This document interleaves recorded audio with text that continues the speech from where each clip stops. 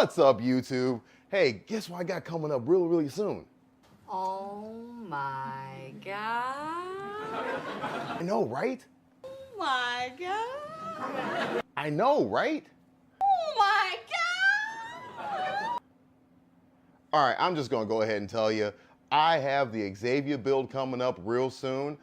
This video is not gonna really showcase that. It's just going to be a component breakdown and reasons why I chose the components that I did for this build. But I have the build coming up real soon, and I know you guys will be really excited. I'm so freaking excited. I know, really excited. So without further ado, let's get to the components. 'Cause we could be immortals, just not alone. And here it is, all the components that I will be using in the Sims build, codenamed Xavia.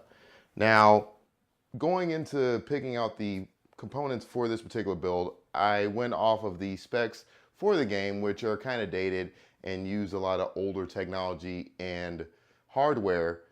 So I had to kind of migrate that to today's standards. So with that being said, it states that it needs a Pentium 4 processor. So I personally went with the Intel G4400 dual core Pentium processor, which is built on the Skylake architecture. It is 14 nanometers and is clocked at 3.3 gigahertz. I personally think this will be a great processor for this build.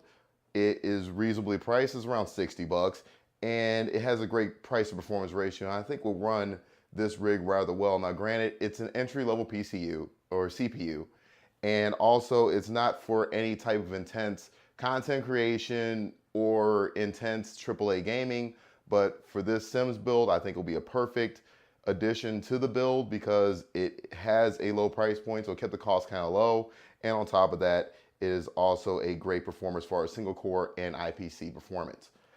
Secondly, for the graphics, I decided to go with the EVGA GTX 1050 Ti. It is a great graphics card. The main reason why I picked it is because it has a very good power consumption. Basically, it does not use a separate power connection to receive its power. It receives everything from the PCI slot, and it is a very low power card. Now, not to say that there is a huge performance decrease by doing it this way, but it is great power saving wise and also allows for, you know, lower power consumption overall. It's still a great performer. It is still great at 3D rendering and the such. It plays games rather well. And on top of that, it is a very good graphics card all the way around. Now, once again, entry level, but at the same time, great performance. Price performance is really good on this product.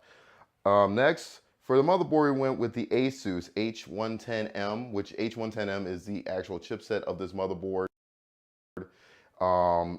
Which is a micro ATX board, being that I'm going to be doing a small form factor build. It was a perfect fit for this build.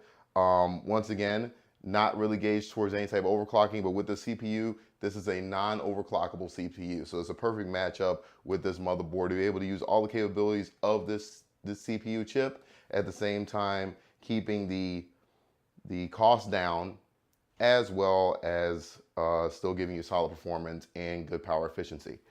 Next, for the power plant, we went with the EVGA 430 watt power supply. Now, I think this will be a great power supply for this build. Once again, I'm going with the low power build, so 430 watts is definitely more than enough to power all these components with some headroom to spare. So hopefully that works out very well in this build.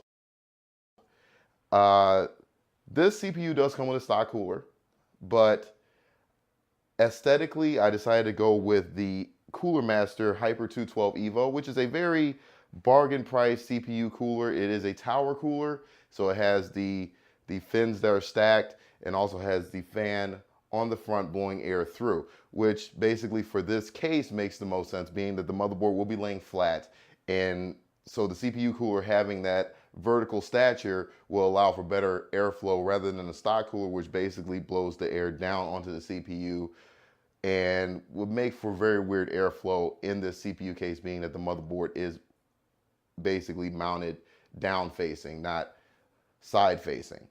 So I think it was a good look for this build. Also, just for aesthetics, we went with the Corsair fans. Now, this case here, which I will go back to and explain thoroughly in a minute, does come with two fans. It comes with an inlet fan and an exhaust fan. But for the aesthetics, and also being that I'm going with a green theming, being it is a Sims build, Sims, the jewel that they use for their logo is green, so I figured it would be a perfect complement to that.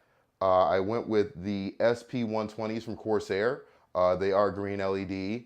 SP being static pressure, which means basically we'll be able to force air better through any type of inhibitors such as filters or screens or any type of fins from a heatsink. So I think this will provide very good airflow in the system. Also will give it a nice aesthetic look. Nextly, we are going with the RGB lighting kit from DeepCool. This is actually the same RGB kit that I use in the Red Queen. It is a very good LED strip, and also is capable to be used with the Aura technology that is used in some higher end gaming Asus motherboards.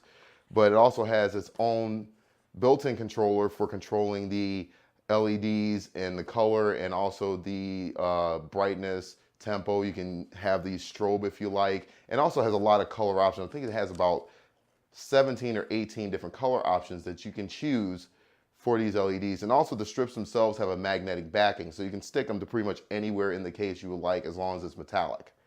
So I think these are really good, and like I said, they're very bright LEDs and give you a very good overall aesthetic look. Nextly, for memory, I went with the Corsair Vengeance LPX memory. This is a 16 gig kit, which is two 8 gig sticks, clocked in about 2.133 gigahertz or 2133 megahertz, however you want to look at it. Very good memory.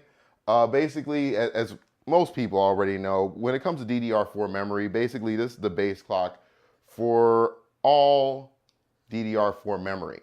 Now, when you see higher clocks like in the 3000s and what have you, is basically what's known as the XMP profile for the memory. It's basically an overclock speed, but to start off with, all memory DDR4 starts at this clock speed. But I won't overclock this memory. I think the memory speed that it is currently, plus combined with its lower latencies, will definitely be a good complement to the CPU.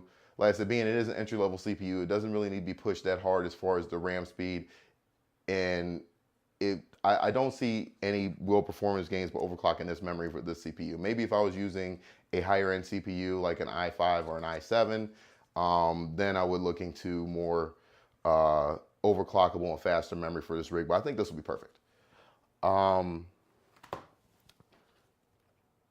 Secondly, we are going with an SSD for the operating system. It is a Kingston 240 gig solid state drive. Also, this is the same solid state drive that I use in the Red Queen. It is a really good solid state drive. Contrary to some of the reviews of this hard drive, I personally have not seen any issues with this SSD. It gives great data transfer speeds, read-write speeds. Very good, definitely leaps and bounds better than a conventional hard drive. And I personally don't see any issues with this drive personally. I think it's a really good hard drive, especially for the price. The price of this is actually quite exceptional. Just on a lighter note here, we are going with a 3 terabyte conventional HDD. And also we are installing a DVD-ROM burner. Just because the Sims game is actually on physical disk, so I needed something to read that physical media into the PC. So I did have to put that in. I know a lot of more contemporary PCs, that's a negligible factor. A lot of them don't even come with CD readers and writers anymore, because it's kind of a dying format. A lot of people go with straight digital media and digital format, so they either download or put it to some type of removable device like a removable hard drive or a thumb drive. But just for the case of loading the sim disks into this PC, I include it as part of the build. But if you wanted to build something like this yourself, you could negate that if you're not going to be using any physical media to install whatever software or whatever games you're going to be using, and that will basically knock this build down maybe another 20 bucks. I believe that CD-ROM drive was about $20 average price for that. So, and lastly, we have the case, which is a cuboid case from DIYPC.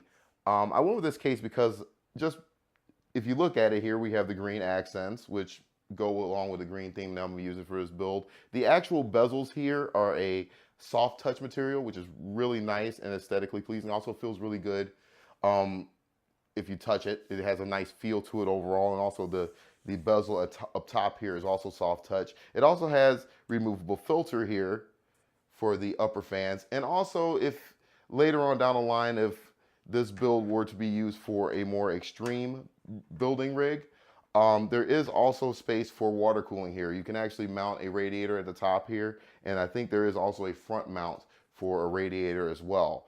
And like I said, I do like this case just because of the overall form factor. It's kind of a cube style case. It has lots of room inside, and like I said, it is capable of water cooling, even though we're not doing that. For anybody else that's looking to build a PC with this case, it gives you a lot of different options as far as cooling and just placement of certain devices. And also it still has your 5¼ inch bay here, just in case you still wanted to mount a CD-ROM drive like I'm doing in this build for the SynDisk installs. So there you have it. That's basically the entire build components and what I will be using in this build. The next couple videos I will be doing a build log showing this thing coming together and how my techniques as far as PC building and getting all the components ready to be installed, and also some tips that I have as far as doing your checks and balances before you get the build complete. So hopefully those videos will be coming out very soon, but for right now I figured I'd give you guys a little teaser and show you guys the components that I'll be using, and hopefully you know, if you were looking to build a PC like this for yourself, I will link the parts in the description below, and you'll be able to look them up for yourselves if you're looking to build something similar. Like I said, there is a lot of fat you can trim here because a lot of these parts I'm using just for aesthetics. So yeah, that's basically it, guys. Hope you like this video. Please like and subscribe if you want.